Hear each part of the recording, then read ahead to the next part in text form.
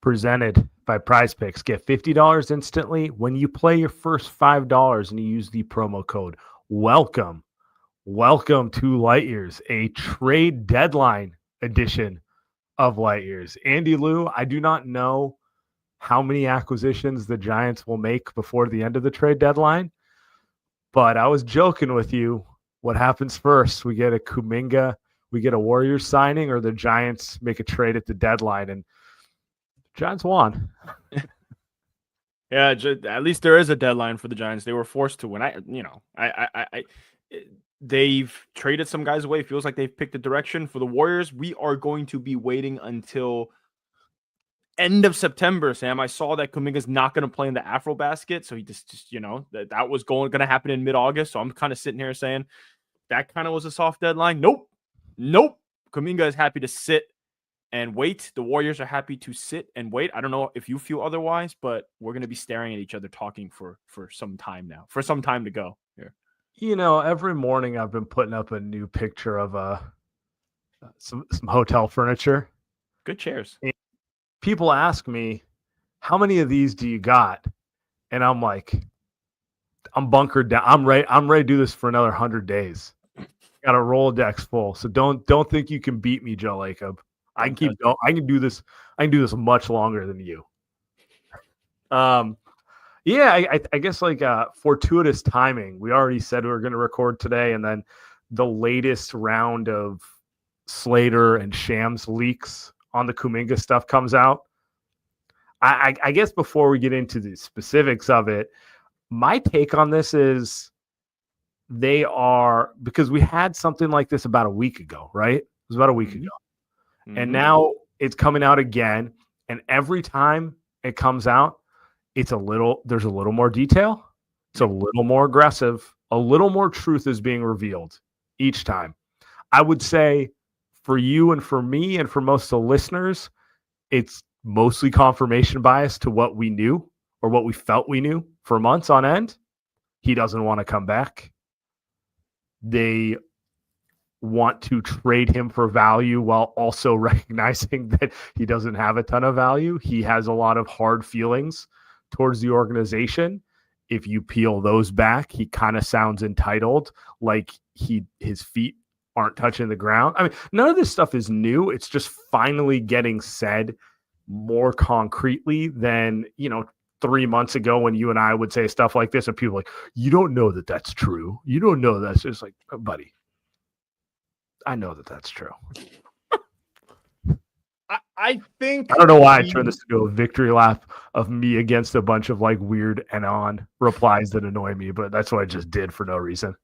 Well, hey, look, this is what the offseason has become. We're so in deep with this stuff, and I love all our listeners locking in with us every other day, and Tommy, that we've gotten to the point where it's like we're just Sam, we're losing our minds, man. It's like cabin fever, dude. It's Joe Lacob, Mike Dunleavy, Kuminga, and then us sitting on a chair, just losing our collective souls. Just what are we supposed to do here? I will say, looking at this report from Shams and Slate's, the only decision to me that I find sensible, because we'll talk about the offers and stuff, but the only we're way too on. Yeah, everyone's too online. You know who else is too online? Aaron Turner's too online. So tell him. Yeah, tell him. By the way, did you notice the 2 times he took to Twitter to argue with fans? A Shams article came out not even 24 hours later. It was like he's replying to some guy at 8 p.m. You and I are like, ooh, what's going on? Next morning, Shams Slater. Another he's an interesting character. I don't know if we'll talk too much about him, and nothing to say outside of he seems like an interesting guy. I do think the only sensible decision out of this, from what I can gather from Shams' report, is that Kuminga doesn't want to come back. I mean, you mentioned earlier, and I think that's the smartest decision that anyone has made here. It's not about like Kuminga wanting $30 million, not smart. The Warriors wanting these ridiculous offers, not smart. But I think the smartest thing, Sam, is that Kuminga saying, like, dude, I've made my decision. It seems that way, at least. Hey, I've made my decision. I don't want to come back. But he doesn't have the power to do it. That's the thing here. It's restricted free agency. So just to summarize for those who haven't read it or seen stuff, and I'm assuming most people who listen to this show have, The Warriors do not. So both Sacramento and Phoenix have made offers. He seems like he'd be okay with the contract numbers they've put in front of him. 4 years, 90. I'm sure there's a little haggling over opt-outs and stuff like that. But seems like he's pretty bought into both of these offers. He likes the idea of playing in Sacramento. They pitched him. We heard all about that. Seems like he's also interested in Phoenix. There's someone who's uninterested in the offers that they're getting, and that is the Golden State Warriors. I can't blame them. The quoted offers are terrible. I mean, you were talking to me about it a couple of days ago. It's like, if you think about like what we were talking about for Kuminga a year ago, to not even what they want, what they've been offered, it's like, oh, it's bad. And the Warriors have a standing 2-year offer to him. They view it as a compromise where, he gets to get out of it quicker to get a bigger contract if he plays well. But clearly they just want a contract that the terms are quick enough that they can trade him in 6 months. Like, does anyone actually buy that he's going to be on the Warriors at the end of next season? It seems to me at this point, the real question is, do they just sign and trade him now? Or do we got to go through 40 to 50 games till we get to the trade deadline? Sam, I guess there's a third, which is he signs the qualifying offer, which would be nuclear for both sides. He'd be giving up so much money, and the Warriors would be unable to trade him. Like, that would be the worst option for all parties involved. Well, to be clear, they're offering him a 2-year deal, but they also want him to waive the automatic no trade clause you get on that deal, which is like, so it's just a 1-year deal, and the Warriors can just trade him at any time, and then also they have the team option for the second year. So it's like, which makes it more attractive for a trade, because the team who acquires him can make a decision of what they want to do when they get him, right? And no reason, well, I don't know about no reason, but then it's like, why would Kuminga want to sign that, right? It's like this, it's the same stuff over and over again. We're just getting more detail into exactly what's going on and why we're just sitting here waiting around. But it's like, hey, the Warriors want all this stuff from him, but it's like, those aren't necessarily realistic things. And then Kuminga wants all this stuff for him, and he wants to go to it sounds like, Sam, like he just wants to go to the Kings. Like, he's down for the Kings. He's down for the Suns even. 4 years, $90 million. That's not bad. Could he have gotten more than $90 million? You just said last year, probably. But whatever. I think he's like, cool, I'll take $90 million. It's a lot of money. And then I'll go on a team that, by the way, he won't even be the first option for the Kings or the Suns. Like, those guys, those teams have first options. So he would actually be like a second option, maybe third. Like, to me, this is just him saying, I just don't want to play for the Warriors. I don't want to play for Steve Kerr. I kind of can't blame him. Because he's shown us for 4 straight years he doesn't want to do the shit that Steve Kerr tells him to do. So am I mad about that? Of course, because it's annoying. But at the same time, Warriors front office, you know that he doesn't want to do it. You know that he doesn't care anymore. Can we just... But no, we're not. We're not going to... Can we just get this over with? And we're not, because obviously we're still sitting here and they're saying, Royce O'Neal, we don't want you. Nick Richards, we don't want you. What's the Kings offer? I don't even know who they're offering. Devin Carter, we don't want you. Yeah. So 4 seconds, we might want those. It's not bad.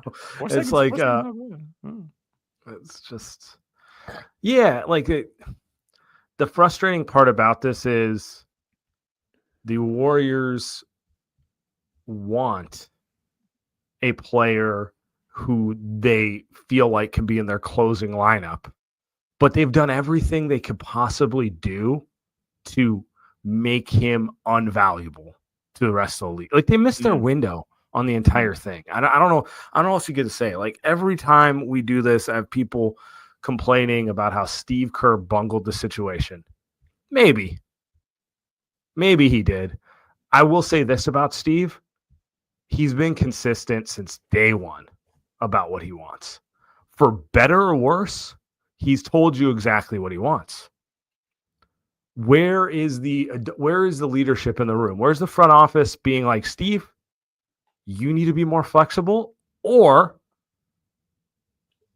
you're fired, or doing the opposite, which is like, this isn't going to work. We got to move him now. Instead, it's 4 years of what if we bring in a new assistant coach to bridge the gap between the two of them, Like it's just it's frustrating because it's a slow moving car crash. That's what it is. The Warriors love to pretend they're a smart organization. I don't think they've been smart since KD left, honestly. Like I think all the smart people left in 2019. I think Jerry West left, Travis Schlenk left, half the front office left. And since then, they've been living off that reputation because they still have Steph Curry and Draymond Green, and Steph makes a lot of problems seem smaller than they are. That's kind of how I see the organization. I don't think they're a dumb organization. I just think they're middle of the road. I think they're middle of the road. That's kind of where we're at here. They do some things okay. They mess up other things. They're certainly not light years ahead of the rest of the league. No. They're just very average, which has been kind of their results for the most part. Well, I would maybe push back and say maybe since 2022 and each year is a wasted year. And I think it's to your point, like the big problem with it is like they had an understanding of what did work in 2022 when they won the championship, right? Like they made an aggressive trade for they said, hey, we're going to shrewdly move KD and get D'Lo. Then we're going to move D'Lo and get Wiggins. We're going to rehab Wiggins. Then we're going to sign some really good vet players that fit Kerr's system. Boom, championship. You can argue kind of like who they played in that championship, but like that's a real title that they won based on those smart moves. And they decided to do none of that stuff for the next 3 years. None of that stuff, right? And I think the biggest part of that article to me is him saying like, dude, what's the point? And that he wants to sign a qualifying offer. I don't actually believe that's the case. I think that's a bullshit threat. There's no way he's going to do that. But I think the fact that now it's 2 straight reports that says, hey, Kuminga's thinking about it, I think speaks to what you said, a front office that's been average. And honestly, they're too scared. They're actually too scared to do they're too scared to pick a direction that could backfire. They just want to make moves that they know will work. Jimmy Butler for Andrew Wiggins in a first is such an obvious move. A freaking moron can do it. Holding picks for Giannis, Sam, can we get paid a couple $1 million a year to sit in the front office and push that idea out to Joe? Can we do that? Because I think we can. Pretty easy. But like the real nitty-gritty creative shit, like trading the 2nd overall pick for something, trading the 7th pick, packaging that, or maybe just getting rid of this guy and using the tax or using the mid-level, like really risky moves like that, they don't want to do. They don't want to do. No, they go by the spreadsheet. They're like, oh, I can't trade the 2nd pick for less than a star, and I'm only being offered this. Well, that's true if the 2nd pick is a future star, but you don't know how to develop one. So maybe you need to reevaluate some other things. I don't know. It's very frustrating.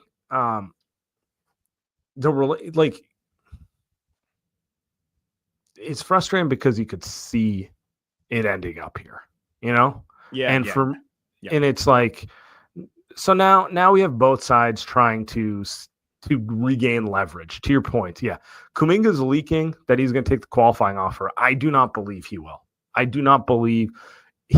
But he's trying to scare the Warriors by putting that out there. And you know what? I get it. I totally get it from that perspective. The Warriors, on the other hand, they don't like the offers that they're getting, and they're comfortable letting everyone know, hey, we offered him this. He can sign it or he can not sign it, but we're not trading him. We're not doing sign-in trades. Your offers are terrible. We're happy to have him back. He has no agency in this. He's restricted. He can't do anything. So feels like a big game of see who blinks first. Because I do think if the Kings put Keon Ellis or Keegan Murray on the table, that breaking news alert would have hit our phones on that already. You know what I'm saying? Like, I think if they got a young player that they felt they could put into their rotation and probably as an immediate starter, they'd be like, you know what? Thanks, Jonathan. We're done with this. That's kind of the crux of it. It's been mismanaged to this point where we're now playing an aggressive game of chicken. See, like, 2 cars driving each other. Let's see who's going to swerve out of the way first. I also think, yeah. I also think getting put in a bind by Kuminga and the Kings and the Suns doesn't speak that great to you as an organization. Like, you should be putting the nails, the screws to these teams. And Kuminga's not a player that is supposed to drag stuff onto you. And I think that's the overarching, I think, some of the aesthetics of this is like, man, like the Golden State Warriors are getting fried by Kuminga. The Vivek is holding on to Keon Ellis to throw you. Like that's embarrassing. The Kings are one of the worst run organizations in the league. The Suns are a new leadership. Which one? The Kings are actually both, right? I guess both. But like they're both embarrassing. The Bulls embarrassing. Like, and these teams are the ones that you can't get what you want from these guys. Like that's pretty bad. Like it's not lost on me that like I really like Keon Ellis. I'm probably a little too nerdy on this stuff where I'm like, oh, these type of guys are so underrated. It's not lost on me. We're talking about a guy who is undrafted, who carved out like a KCP Pat Beverly role for himself. That's what we're talking about, turning the number 7 pick future franchise player into, right? Like, on the one hand, I would argue that's a good return for him. And I think Keon Ellis would really help the Warriors in multiple ways. On the other hand, if I just take a step backwards, like, man, a year ago, we were talking about like Siakam and OG.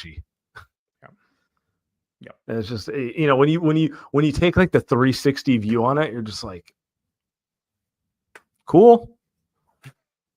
Great work as always, guys. Like Keon Ellis is someone that you should be able to just develop yourself. Like, I'm not saying he grows on trees, but like you literally did that with GP2. Like, that's someone you should be able to find, like, and not have to trade a player that you drafted 7th overall and want to pay $20 million. Like, this is where the Warriors at as an organization. I think that's actually a good place to have this conversation. It's like, what does this say about the Warriors organization? It is average. And the way that they've gone about this, I think they make it want to seem like they're these like big, they want to live off of the past credentials. That's what they want to do. Well, they want to be like daddy. It's like, hey guys, you're not like, and this isn't a Joe Kirk thing. I'm talking about like when you see Succession, like all his kids want to be like him. They want to be as good as him. The Warriors want to be as good as what they were when they were the ones that were trading for Andre Iguodala, when they were the ones that got Kevin Durant, when they were the ones that were making all these great moves. But now it's like, first, I don't think anybody respects them. I just keep going back to it. It's just like, man, the Sacramento Kings are kind of giving it to you here, man. Like, they're saying, here's Devin Carter and Dario Saric. That's a slap in the face. And they're just sitting there waiting. And I don't know, maybe I'm wrong. Maybe a week from now, Keon Ellis gets thrown in that scenario. But even then, it's not a good look for these guys. Yeah, it does seem like this is ending with him re-signing with the Warriors. Don't say that. And then, my honest opinion is this ends with him coming back to the Warriors, them lying about how excited they are to have him back, and then everyone in the league knowing they want to trade him, and us doing this again in January. That's what I think. That's where I think this ends, which is like, to be clear, the last place I want this to end. It sounds miserable. It sounds miserable because it could be lying through their teeth all day. Meanwhile, we've already watched them all summer try to trade him. Like it's like getting back with a girl who breaks up with you, dude. You could pretend you're happy, dude. That never works. When has that ever worked? It's like, oh, we worked through our issues. Nah, you still got all that same fucking resentment. You still got all the same issues. Instead of just calling it a clean break and moving in a different direction, you're gonna do this thing. Understand how to communicate with each other better. And then Steve's gonna bench him the first time he shows up unprepared to play. Like, I don't want to see that. Normally in those situations, you guys hook back up. Like, it's great. The hookup sex is great. The Warriors and Kuminga, not even great. Like, they don't even, like, it doesn't even work. You know what I mean? Like the sex isn't even great. They don't even play well together. Like when Kuminga plays, it's not even like it doesn't even work. They don't win games when he plays. Like he Go sit scores in a a lot of movie points. theater like apart like this. What are we Fucking doing? big thing of popcorn. Glad I'm not alone. Yeah. So what part of this is them having a kid, so they have to stay together, right? Like that. There's going to be a part of that here because the real sad part of this is if Kuminga ends up spending 10, 12 years of his career with the Warriors, and it's just like they're just stuck doing this dance. I don't believe you. I don't believe you, but like I don't want to believe you. I think part of, and this is hopium, is that the more reports that we get, it does feel like the more both sides are just trending towards the decision's going to be made soon. And I think the Warriors don't want him. I think Kuminga definitely don't want the Warriors. I think it's kind of a last-ditch effort here in the next week or so for the Warriors to just be like, can we just get the best offers? We're just going to take it. And then Kuminga to just say, I actually don't know what Kuminga can do. You're right. There's probably nothing he could do. But I do think, like, the Warriors do understand, like, and Slater said this in his report, like, they do understand if he comes back, the chemistry is not good for this team. Like, that's not nothing. Like, I don't think people want him back. I don't think players care to have him back. I don't think this is a thing where it's like, all right, Kuminga's back, like, and then Draymond's locked in and Steph's locked in and stuff. I don't think that's the case, man. Like, I think those guys are they were good. I mean, the fit isn't there with Jimmy. No. It could be there if everyone committed to it. It wouldn't be it's still not like on paper, it's always a clunky fit, right? Just because of the shooting, period. But you can overcome that if everyone's bought in to making it work. But they're not. We all know how it's going to end. Like, I'm sorry. Exactly how it's going to go. This isn't even like doomer stuff. It's just like, yeah, it's fucking what it is, So I tell you right now, though, if he's back, I will not be playing him in my Prize Picks lineups. It will not be happening on a consistent basis because I know I cannot trust Steve with the minutes. I don't know. I can't take a more or less. I don't know if tonight's going to be the night he randomly scores 30 or a night he gets DNP'd. Completely unclear, just makes all of it tough. So, we're a few months away from making those decisions, but, that's where I will be when we get there. Guys, basketball season may be over, but the action doesn't stop on Prize Picks because baseball is heating up. Step up to the plate, Prize Picks, and add your favorite baseball players to your lineup, whether it's strikeouts, RBIs, first inning runs. Make your call on more or less with your shot to win up to 2,000x your cash. Guys, it's really easy to use. Create a lineup. All you do is you pick more or less on a few players for your shot to win. Download the app today. Use the code LIGHTYEARS. Get $50 instantly after you play your first $5. That's code LIGHTYEARS to get $50 instantly after you play your first $5. Prize Picks, run your game. Light Years Podcast, we are brought to you by Factor. Most of us dread drinking greens. I mean, I do. Factor Form changed the game. You will actually crave your greens. As the sister brand to Factor Meals, Factor Form was designed to work hand in hand with your meals, making better nutrition effortless.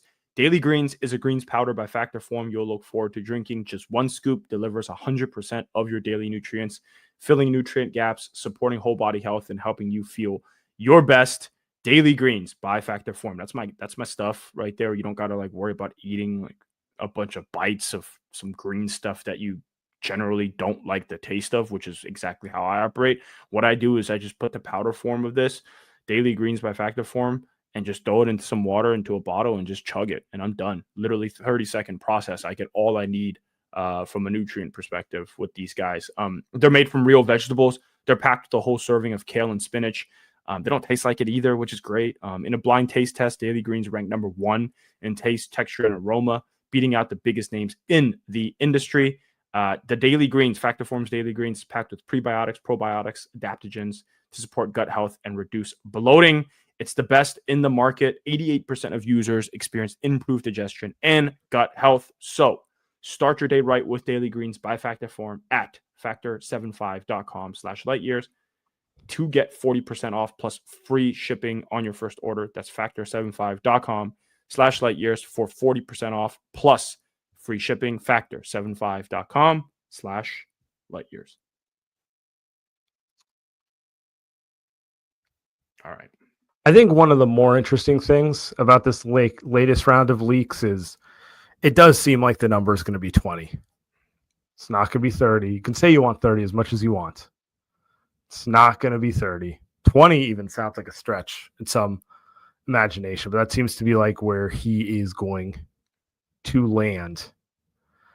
Okay. I have a question for you, which is because I've seen you lamenting the new CBA. I have a take. Let me give my take, and I want you to respond to it. Okay. I don't think it's the CBA's fault. I genuinely don't think it's the CBA. Maybe 10, maybe 20% CBA fault.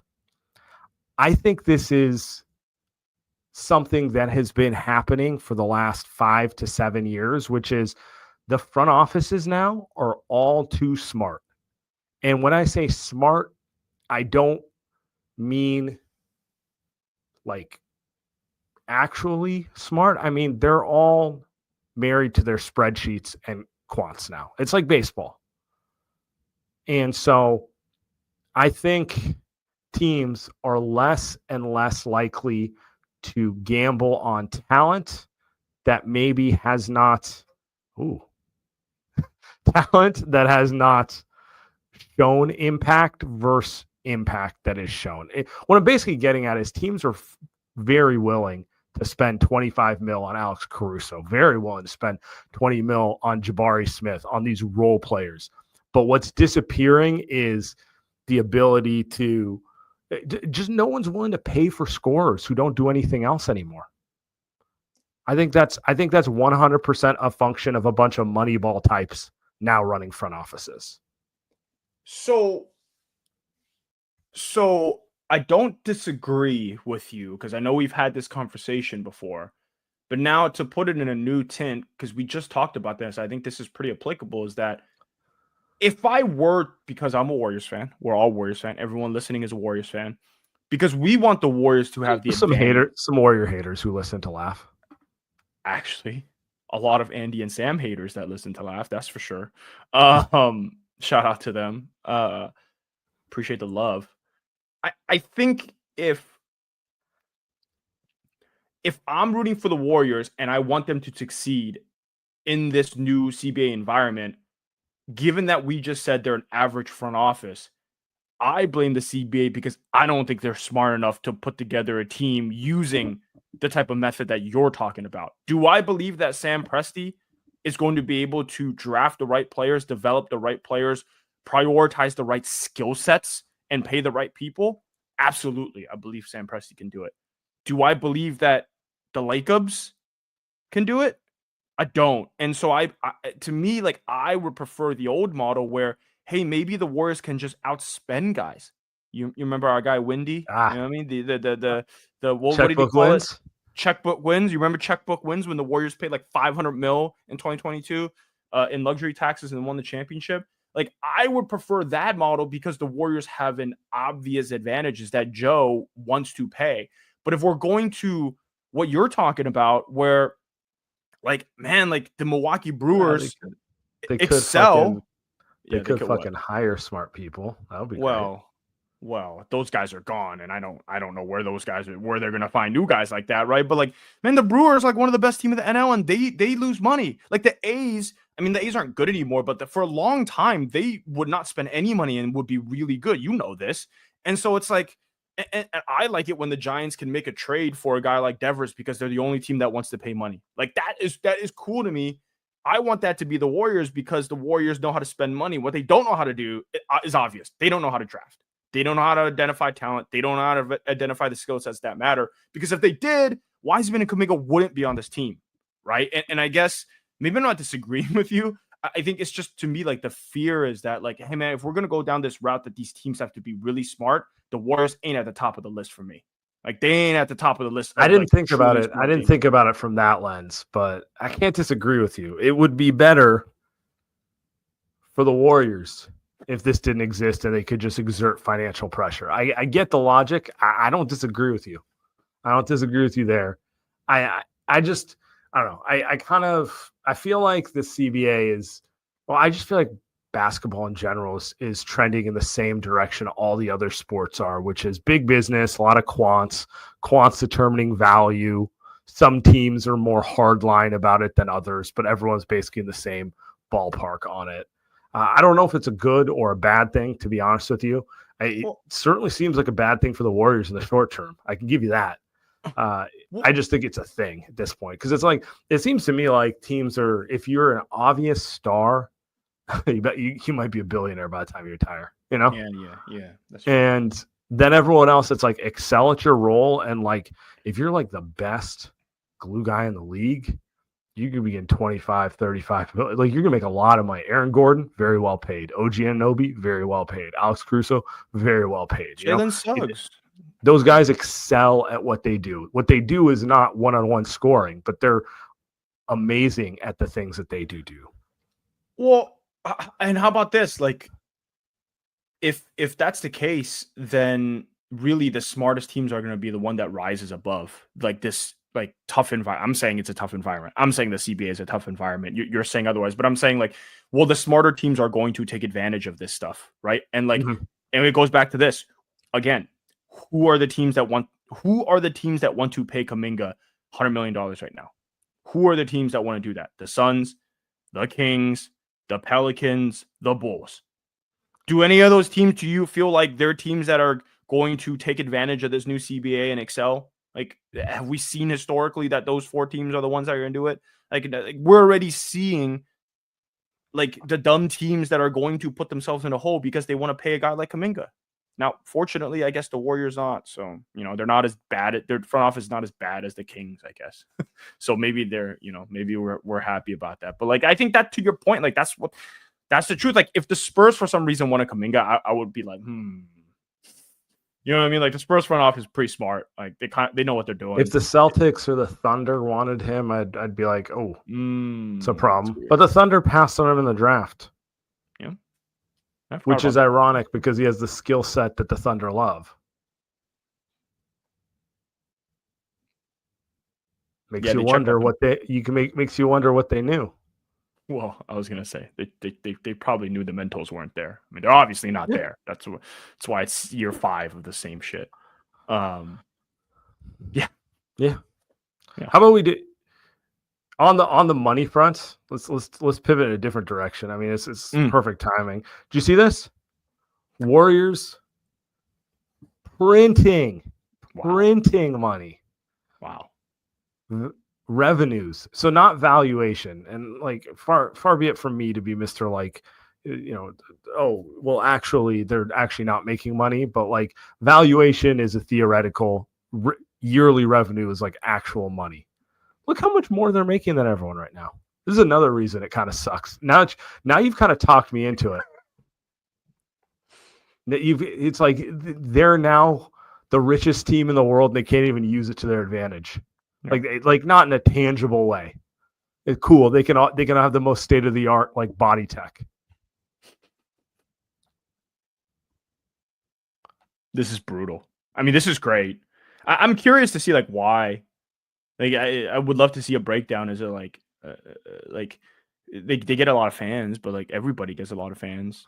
Is it like a valuation thing? Is it like I know they own their own stadium. Like is that the big part of it? But no, this is revenue. This is TV deal, merch, TV deal, merch. Okay. But this is Chase. Chase is the big boy thing here. Like it's like the Lakers, they sell t-shirts, the Lakers sell t-shirts. Lakers probably sell more jerseys globally, like that sort of stuff. Like TV deal, we know the Warriors don't have a great TV deal. It's probably below what their next one's going to be just because of all, the timing. But Chase Center, that thing prints money and they own it. They're not, the Lakers pay rent. Yeah. So that is the big one. I had a question for you. The thing I wanted to say on this is Chase Center has been around now like 5 years. Wow. Going into sixth year. Kind of weird, right? It both feels like it's brand new and like also it's been a while. where are you at with that? What do you like about the Chase Center? I just want to like discuss a little bit on those terms. It doesn't feel like that because they built it and then COVID happened and all that stuff. So it's right. it's like 5 years and then we like kind of lost 2, kind of like yeah, lost 1 or 2 years, kind of lame. I went to the Giants game the other day, walked by Chase. The area is really nice. I think they really wanted to make that area. I actually had this conversation with my wife. I was like, man, like if it wasn't for COVID, like that area would be incredible. I mean, you were in the city that time too. Like you remember, like the city was amazing. Like kind of in that area after games, people would go to the Giants game, and then the Giants game, the Oracle Park is just like 4 blocks away from Chase Center, and Chase Center's got like a really nice view next to the water there, and they got a bunch of restaurants and bars, and I think we're supposed to be like super. I guess all I'm trying to say is like I think that area was supposed to be way more bustling than it is now. The stadium itself, I've gone to more concerts there than actual Warriors games because I don't cover the games anymore. So I will say like the actual arena itself is amazing, and the sound system is amazing and all of that. I do think like the things that I dislike is and this is like non-basketball related, but it's like, man, I wish they had better food.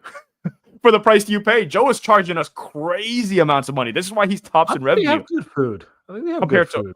I enjoy the Oracle Park food more, but yeah. Compared to other arenas, I think the food's good. Well, Oracle Arena was really bad. I remember like they didn't have like anything. The food was like anything. I only say this because I went to the new Clipper Stadium. What's into it? I've never been. So is it bad? It's really bad. Disgusting. I was so just highly limited options. I was shocked. I was like, new stadium, and all I have is like 4 options, and I was not impressed. It's obvious the building itself is obviously very nice, brand new construction, state of the art tech. But I feel like the things you remember when you go to a game are sight lines, atmosphere, and then food and drinks, right? Like those are the things that stick in your mind the most. The sight lines and it was great. The atmosphere was mid. The food was not very good. So what? So, and the other thing I forgot to mention about Chase too is like they've got the outside bar now, which I thought was a great touch. The I forget the name, and you might, it's Splash Zone, I think, or something like that. Yeah, Splash. I think that's amazing. Just Splash. No, I actually went to the California Classic, and I thought the atmosphere around it was really fun. I think Chase is like the thing that's missing from Chase is memories.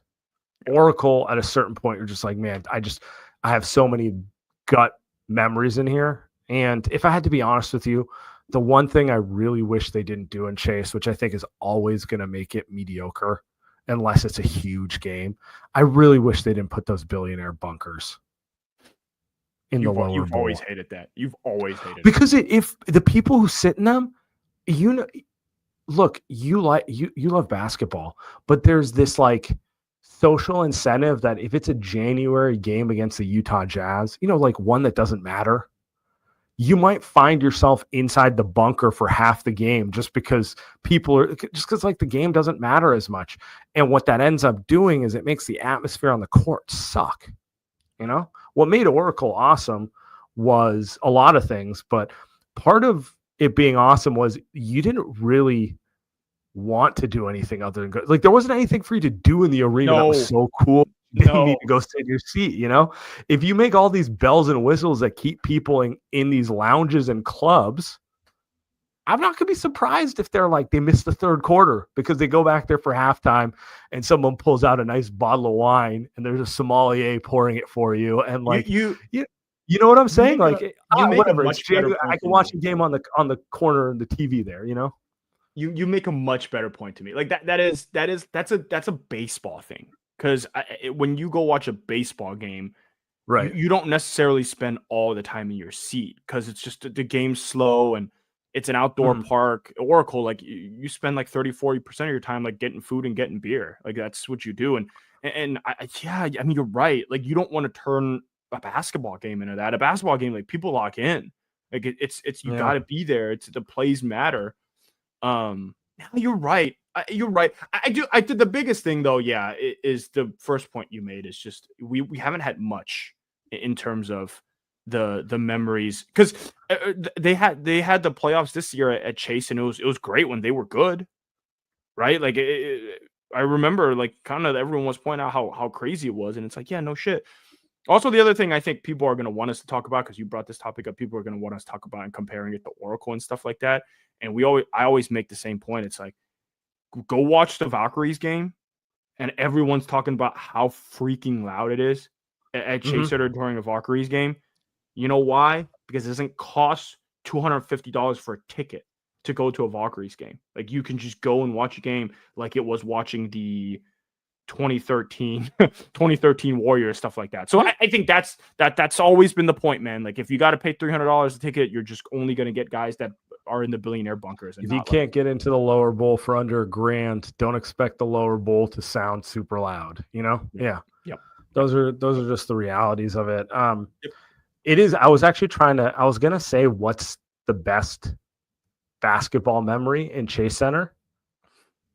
And I got a little stumped, because actually most of the great 2022 playoff run games, the big ones, are all on the road. Sometimes the cookie just crumbles like that, you know? Sometimes, like the game 6 in Memphis, road. That game 1 where they won on a last second shot in Memphis, on the road. Obviously, the famous finals game 4 was in Boston, you know, walk into the Garden, that sort of thing, right?